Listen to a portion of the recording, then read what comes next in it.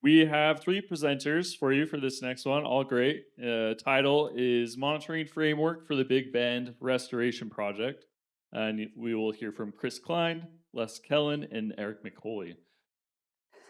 Good morning, everybody. I'm Chris Cline. We have a little expanded presentation about a stewardship program that we're developing for the Big Bend Restoration Project. I'll be the first speaker to speak about the overall stewardship program and just provide an introduction. Eric McCulley is going to talk more about the actual monitoring program. And then Les Kellen is going to speak about the educational component of this project.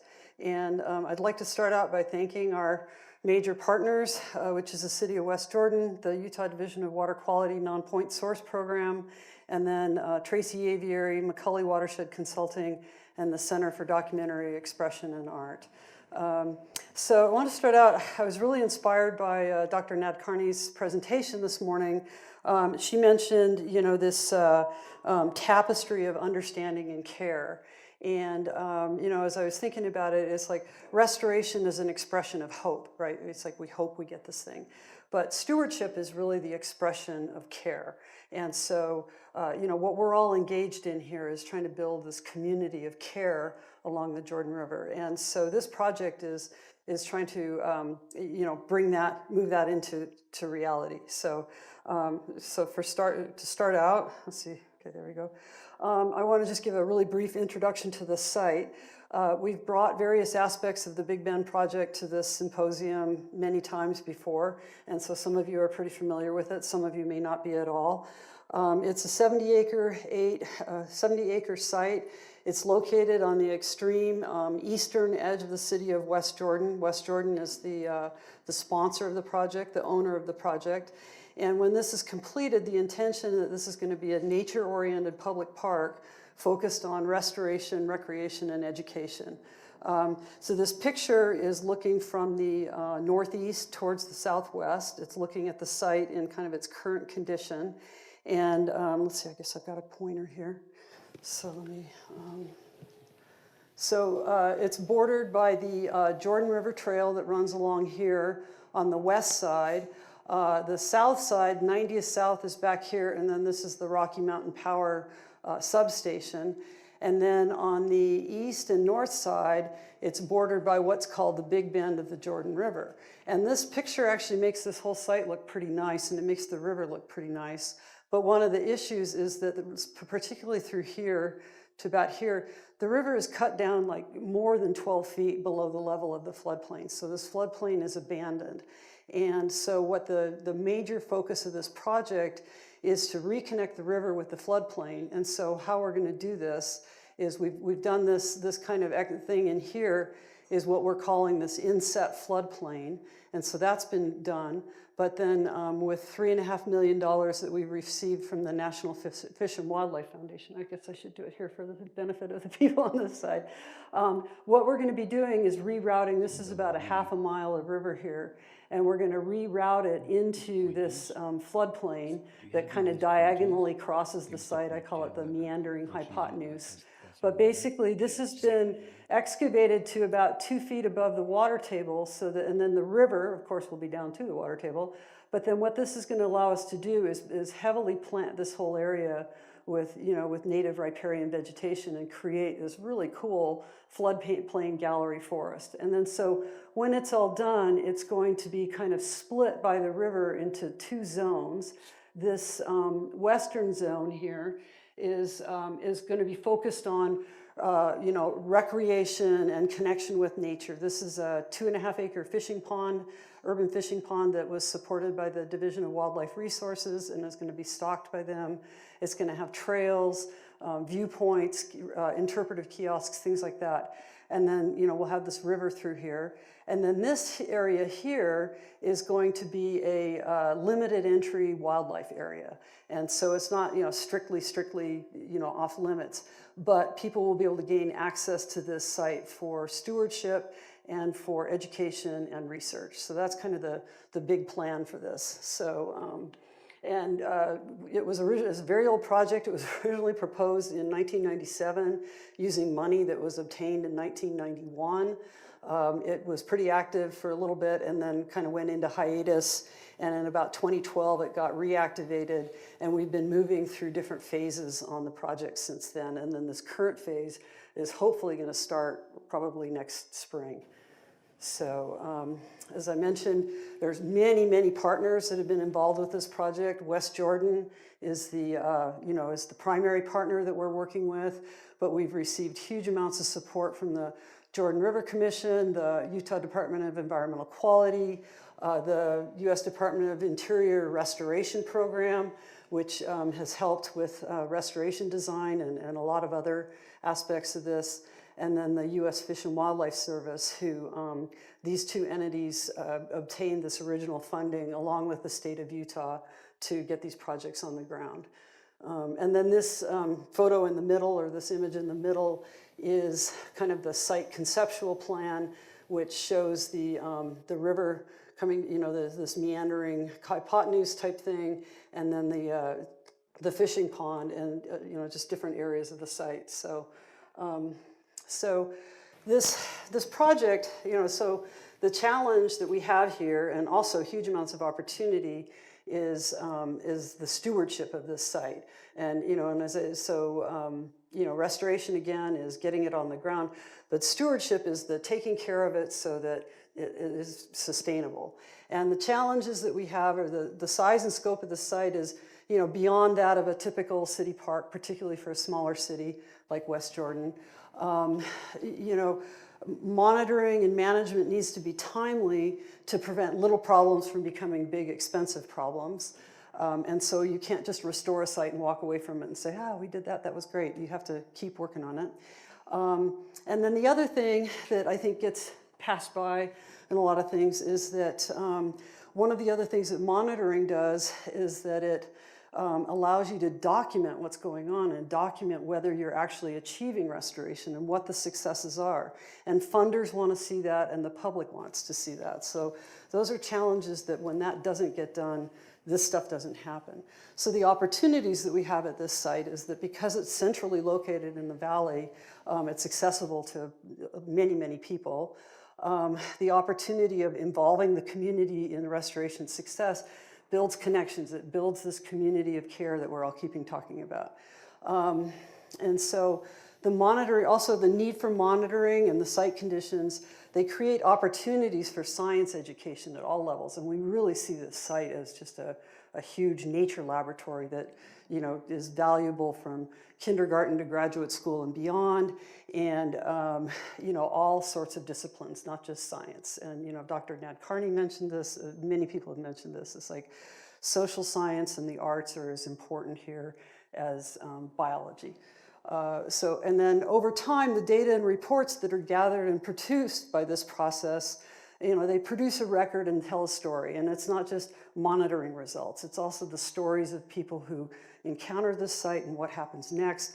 So there's limitless numbers of stories that a site like this can produce and engage people and connect people with not only the Jordan River, but nature and the world that we live in. So, let me see if there we go. So this stewardship program that we're building, we see it as kind of a four-legged stool, and we've got a conceptual model here that basically shows how these things are linked together. But the stool supports the goals and outcomes that we have. The first is the ecological outcomes. We're looking at water quality, hydrology, habitat. We're not only wildlife habitat, but a really important one is ecological services. And if you're not familiar, an ecological service is a service that ecosystems and natural resources provide to people. So if you ever see ecological services, it's like, what good is it for people? And so we're really centered on that. Flood retention, shade, cooler water, more fish, things like that. The second leg is the community, everybody, youth, residents, visitors, and as I've said, involving them in restoration and maintenance and success of the site is what helps build this community. Education is the third leg, many fields, many levels. And the fourth leg that's really important that gets kind of lost in the shuffle sometimes as we're thinking about this, is management and funding. Who is going to make sure that the volunteer groups show up on time? Who's going to know when to schedule these things? Where's the funding going to come from to do this? So as part of this process, we're building that capacity as well. And then that's what creates the sustainability and the growth over time and the value over time. So where we are with this right now is we're recruiting educational and science partners for the monitoring program, and Eric's going to talk a little bit more about that next. We're developing this community science program with the Center for Documentary Expression and Arts, and Les is going to talk about that afterwards. And this is a multi-level educational program that's integrated with Utah educational curricula and also workforce development. There's actual jobs that you can get doing this stuff, as many of us in this room, luckily know. And so where we are right now is we're seeking input and partners. The whole purpose of this is to this presentation today is introduce this concept to you and get your feedback on it, get your ideas, get your help with it. And, so to create this as a sustainable program. And where we're going next is we'll start having some meetings in 2026 to get this organized and get it moving. And with that, I thank you for your time. And, let's see, there we go. With a little imagination, a lot of imagination and a lot of dedication, we will get this done. And want to thank you for your time. So. Okay, thanks. All right, can you hear me okay? Plugged in. Mm-hmm. All right, we've got another. So appreciate you coming today. And we're going to talk a little bit about kind of the monitoring and the reason we do monitoring and how, hopefully, if anyone's interested, you can reach out to me and get involved. This has been a long time. Chris has worked on it for about 25 years. I've worked on it for about 15 years. And but it takes a village to get something like this done. This is just our kind of conceptual model of how these things all sort of work together. The foundation of adaptive stewardship is what I'm going to talk a little bit about. So we're doing monitoring, and not just for the sake of kind of research reasons so we can figure out how to restore wetlands and things like that, but we're really looking at how do we get information that's going to help with decision making. How many people have heard about data collection that didn't result in any useful information? Never happens. Sometimes that happens, and so we're really focused on, we can call it smart monitoring or smart metering of the progress, because there's never enough money to do this type of work anyway, and then the monitoring, if you're going to waste money on monitoring, it doesn't help very much. So we're really focused on this adaptive stewardship to track ecological and social outcomes, and then inform management decisions. And that's really our main focus, is what are the tools that we have that we can actually do something. Sometimes studies happen and they focus on things you can't do anything about. So we're focused on what can we study and learn about the project area. And this ensures accountability for the funders and all the people that have been involved. And really, we're transforming this restoration area into a learning process. And we hope this can also be used in other places up and down the river. And Les is going to talk about how we're engaging students in this as well.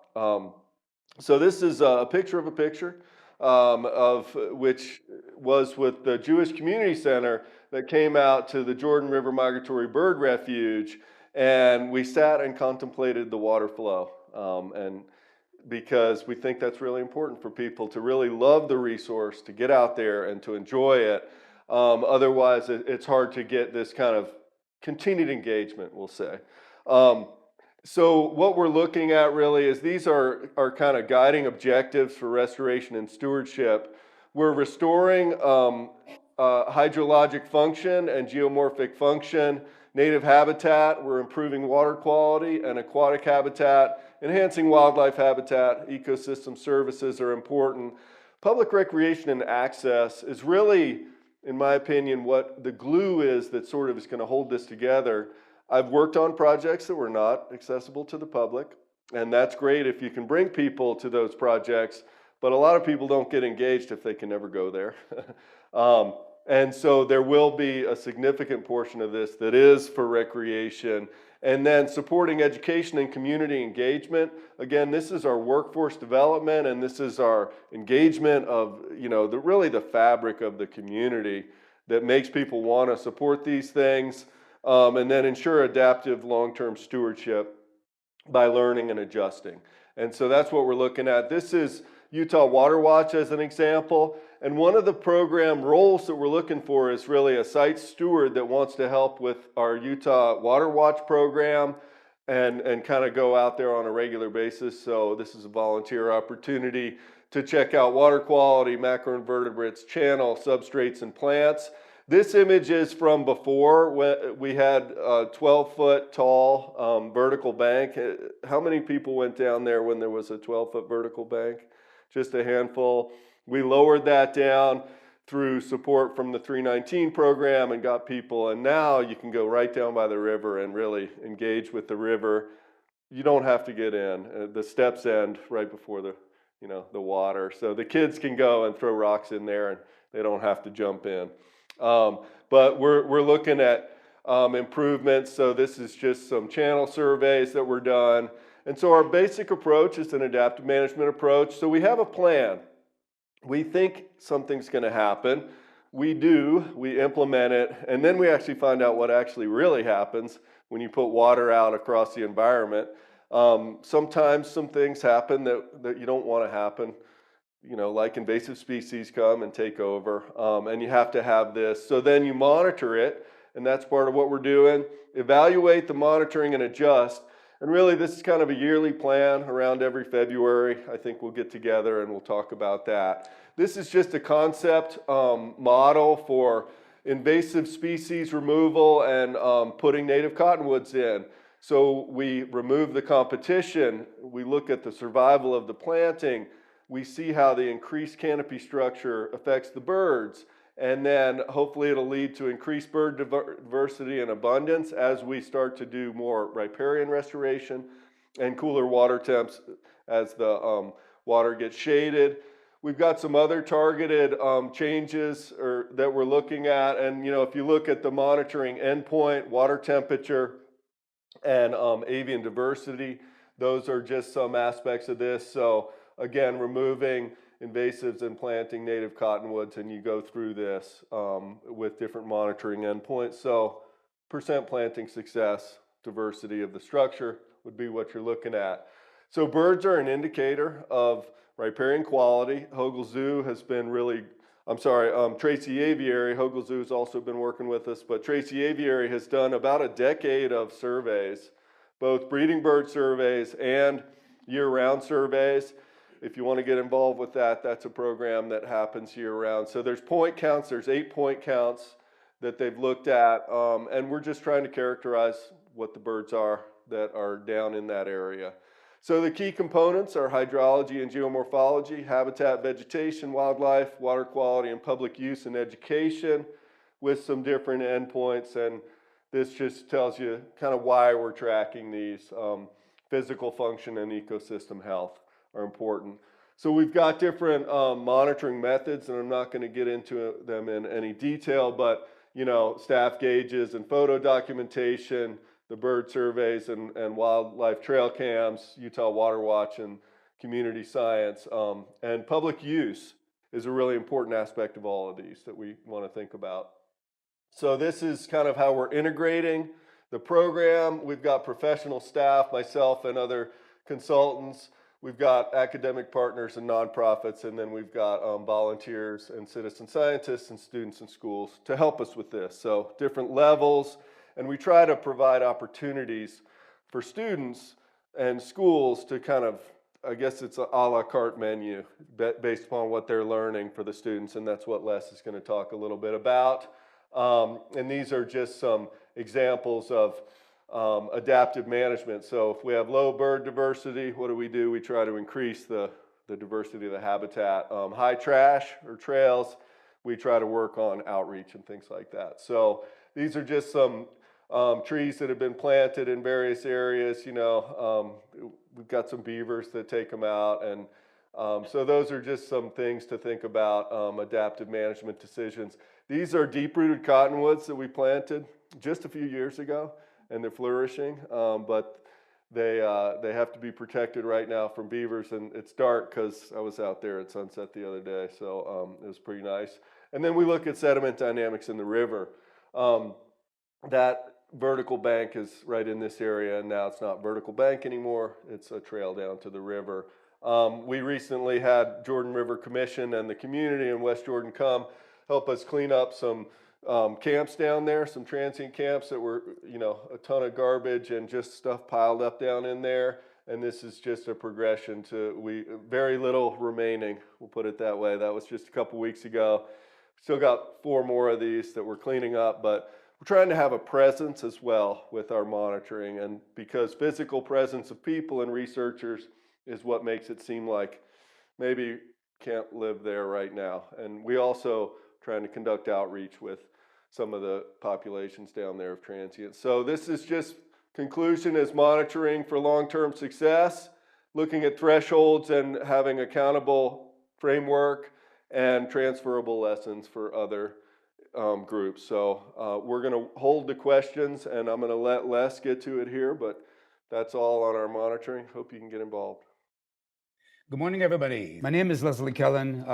I direct the Center for Documentary Expression and Art, an organization in Salt Lake City I'll talk a little bit more about. And we are the entity that is involved in the education project.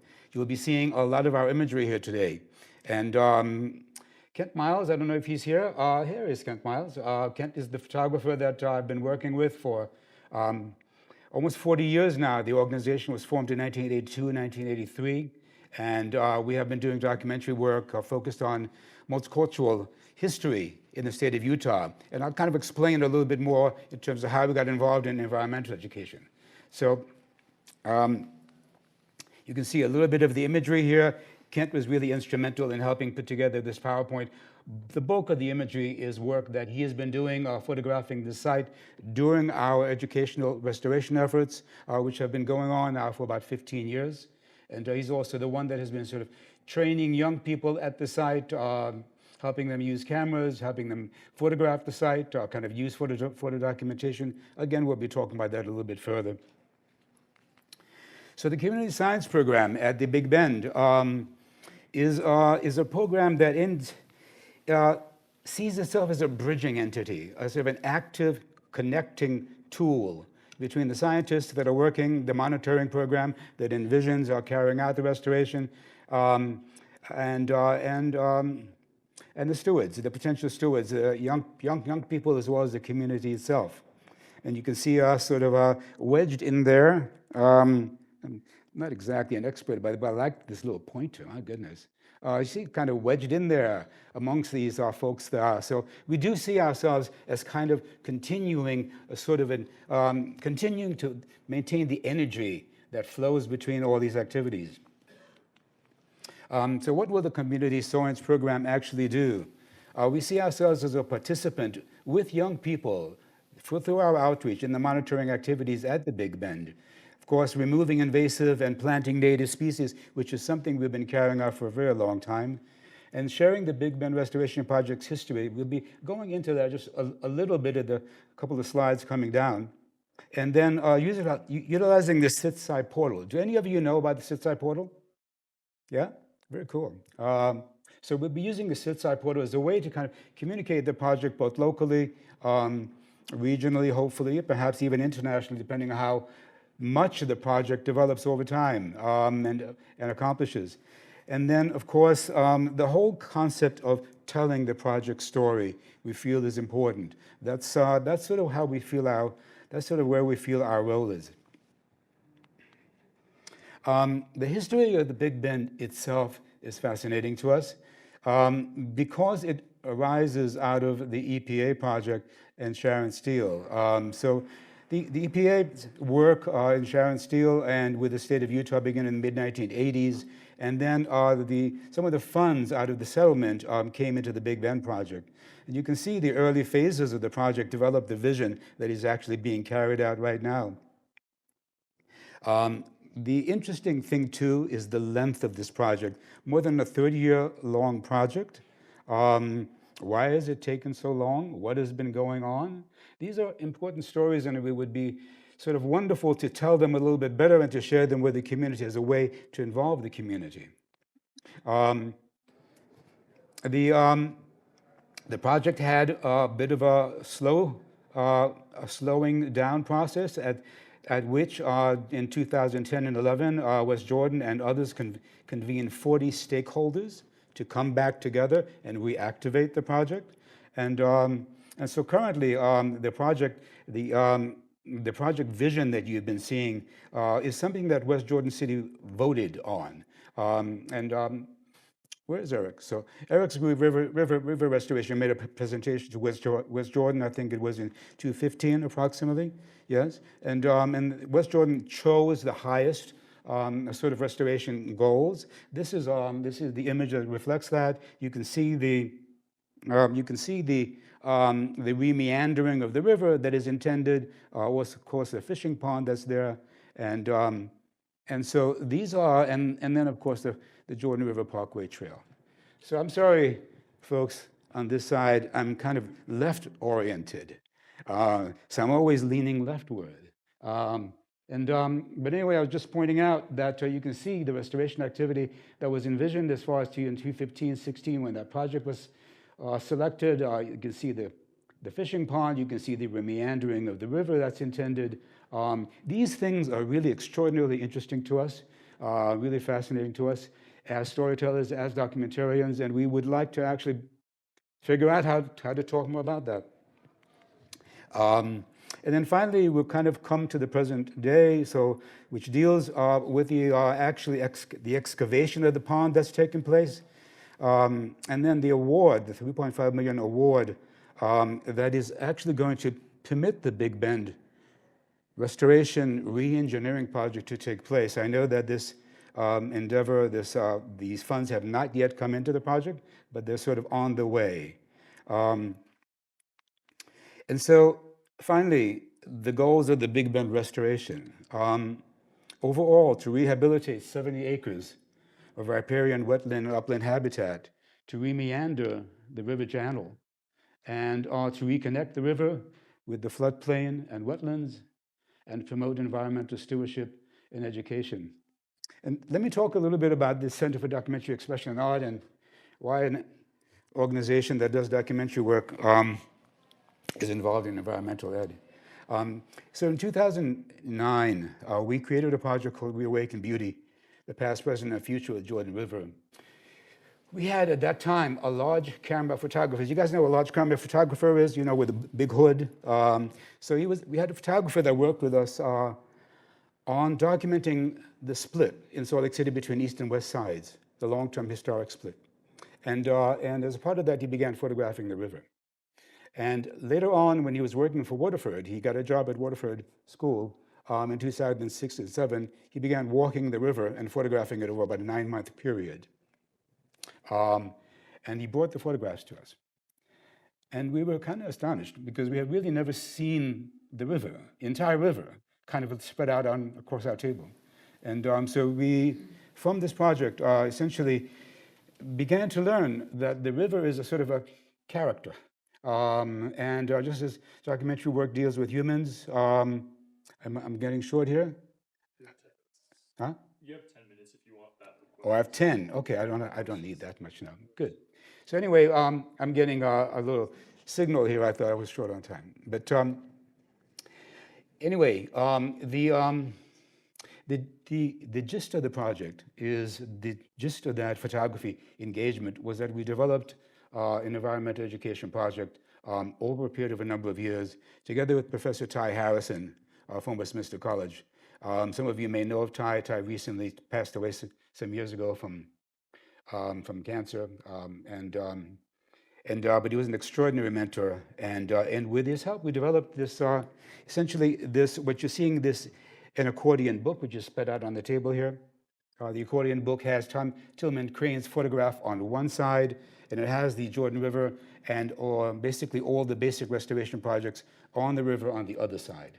And so we began to use this kind of multidisciplinary approach to environmental education that combines photography, writing, exploration of story, combined with restoration activity, which we thought was extraordinarily critical. So you can see here some of the activities that have taken place over time. This is a restoration and environmental ed residency that we did with Taylorsville High School, and you can see some of the results that came out of that. Students developed sort of a visual kind of perspective of the restoration area, developed a little sort of a elemental phrenology, and you can see some of the planting that took place. Then you can see here also the water testing that occurred, and then the sort of the kind of natural kind of curatorial activity that takes place when students begin working with imagery about the place that they're working on. So this is also a form of storytelling. And then finally, in 2022, we partnered with the Utah Reclamation, Mitigation, and Conservation Commission to put 3 kind of rudimentary outdoor classrooms on their site at about 106 South. And we've been taking students out there on a regular basis throughout all the seasons. Oops.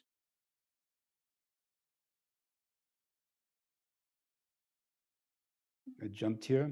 There we go. We've been taking students out there throughout all the seasons.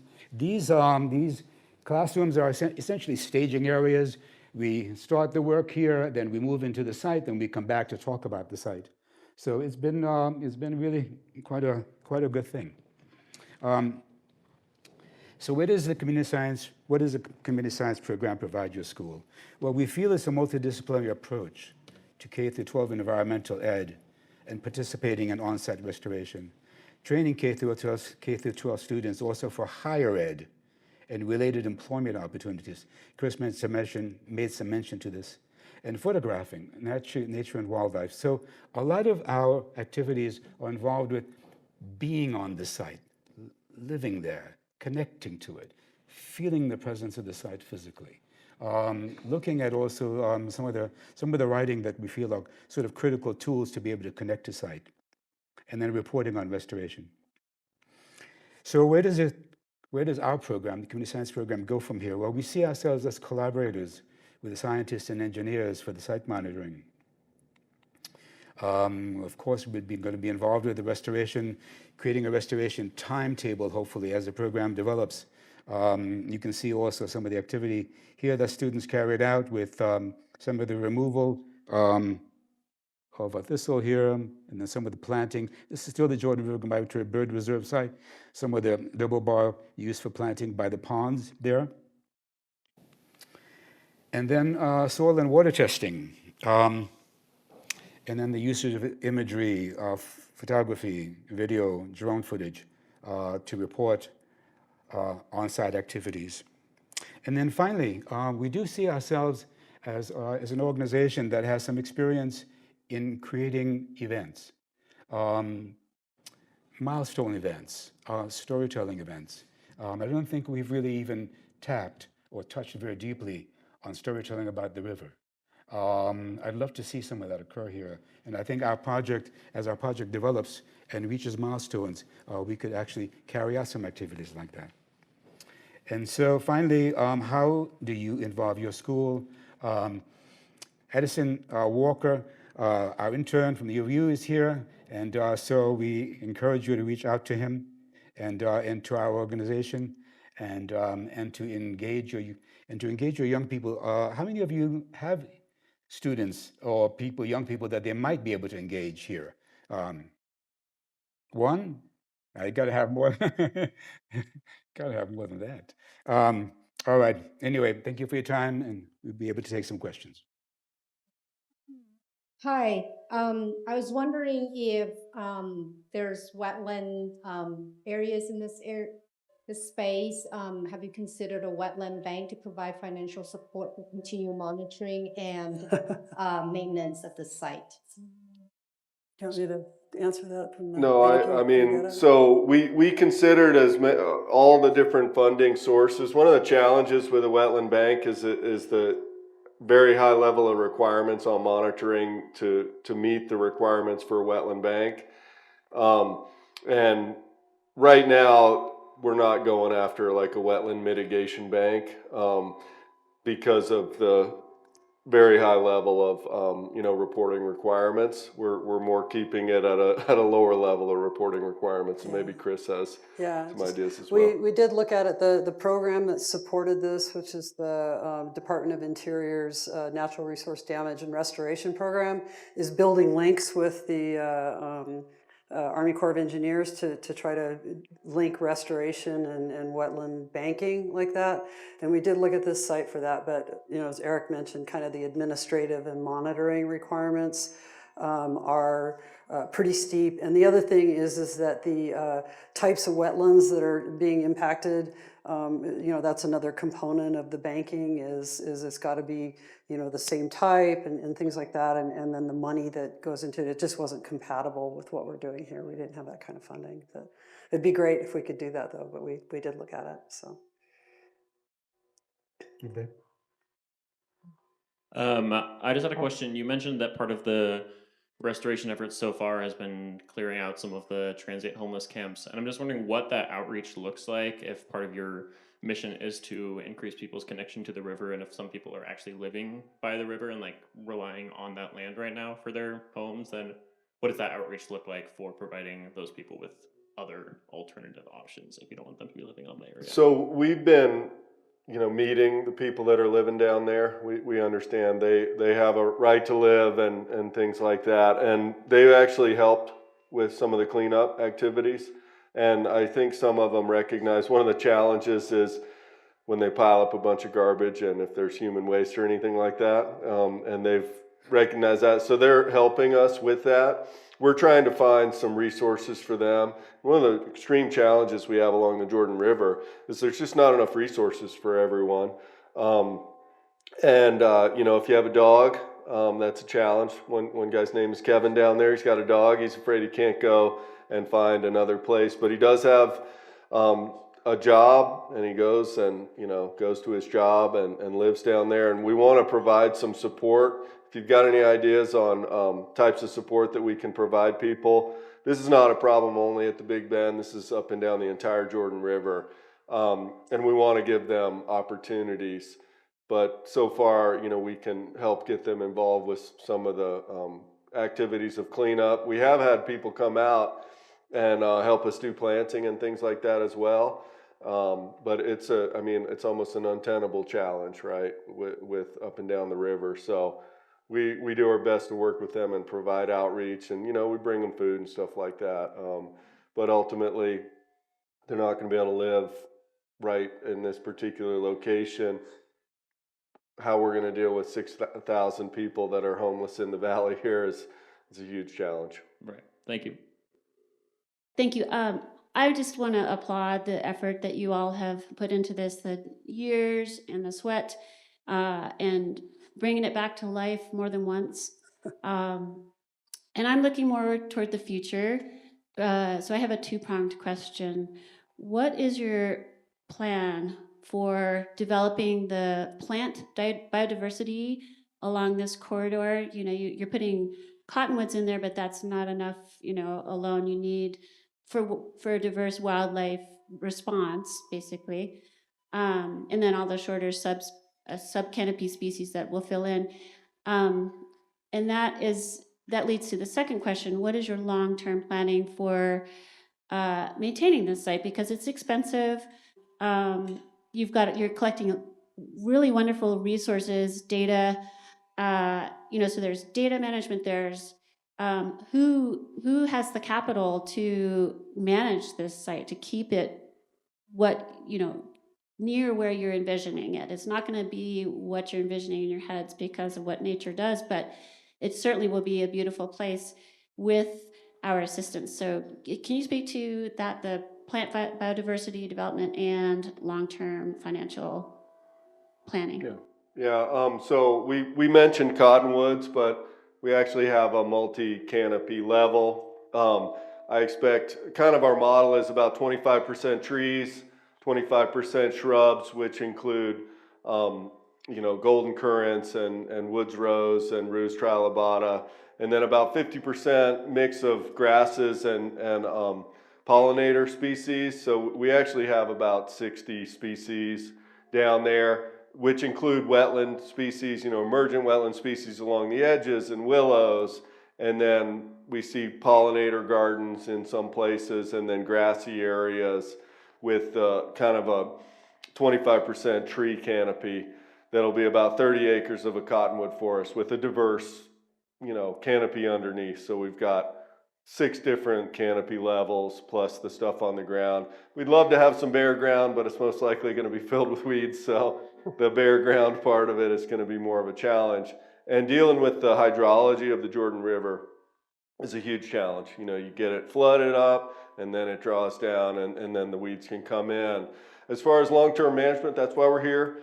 We're trying to figure out how do we create this long-term stewardship and management program. We have worked with Jordan River Commission and Forestry, Fire, and State Lands and West Jordan City in partnership to try to develop that. But I think that's one of the critical aspects that we haven't answered that question yet. Who can manage or who can even help managing and keep these things together up and down the entire Jordan River corridor? It's a huge challenge because there's never enough money. And there's never enough people, and that's why we need to have some champions and some people that enjoy being part of it. And that's why our focus is on monitoring that gives people kind of a reason to be out there, but then also developing a love of the place. Again, that's why we're talking to younger kids because as they grow up, I don't know how many people in this room were young when they started and got interested in something. It was salamanders for me in the Blue Ridge Parkway, and finding those at night. It's like we've got to spark that passion for people, and then we also have to have the collective wisdom to realize that these things don't manage themselves, and so piece by piece we're developing that. But that's a critical challenge, and that's kind of why we came to talk about that and why we want to continue to develop that with the Jordan River Commission and the Jordan River Watershed Council. We need to find out how to manage these areas without incredible amount of money, and the best way to do it is when you do the restoration, just follow up on it, and that's why we're trying to take a good start at it now. But the long-term answer, that's the eternal question about rivers and waterways and altered, changes in the weather and the climate and things like that. And so, does that answer your question? All right, we had one here. Let me throw in something go too. ahead. Just, the partners we have, for example, Jordan Valley Water Conservancy District is, our next door neighbor to the north, and they've got that amazing conservation garden. And we've talked about, partnering with them to, particularly on the recreational or, kind of human use side, whatever you want to call it, to, make that area also, have some ecologic function, but, really focus on the same, plant communities and pollinators, and but just kind of more in a horticultural setting, kind of like that conservation garden with a lot of interpretation that helps people understand what's going on the other side. And then, the whole effort, next year is going to be to bring, stakeholders and partners together and say, how do we solve this conundrum? How do we do this? Because we see it as an issue, not just for the Big Bend, but, it keeps other smaller cities from wanting to undertake restoration on their sections of the Jordan River, because they're like, well, how are we ever going to take care of it? That's just a, huge drain on our budget. So we don't know the answer to that question, but we're hoping that by bringing people together, we can come up with and or invent an answer. So stay tuned and participate. And my question was, if you're bringing the recreation mode to it where you want to increase the use by people, are you doing porta potties? Are you doing toilet and water stations? What are you doing for keeping the water clean that way? Yeah, that is part of the future. The recreation build out around the pond. There are plans to have, it won't be a port, I mean, it'll be one of those like Forest Service type of pit toilets. Yeah, and those are, as we go through this, you know, those are pieces of the puzzle. There are, porta potties down in the area for specific events, but there's not a consistent, presence down there now. Frankly, it's taken forever to get this done and step by step, but there is a plan to have, basically the, Forest Service type. It is the Forest Service you're working with? No, not the No, no, the just that type, just type. that type. Like, I don't know if you've been to the Provo Delta. There's a pit toilet, or I'm not sure what they call those, but a vault toilet, right? The vault toilets. But yeah, that's part of the plan for sure. We need to have those kind of resources down there. And for larger, volunteer efforts and stuff like that, we would bring in porta We'll bring 'em potties in. and stuff like that. Yeah, but that's another maintenance challenge. Someone has to pay for all that stuff, and someone has to make sure that it's monitored and, step by step. That's what we're working on. So, Tracy, did you? Oh, I think that's gonna do it for questions. Okay. Just give one last hand to Chris and Lesson, Eric. all right. Thank you.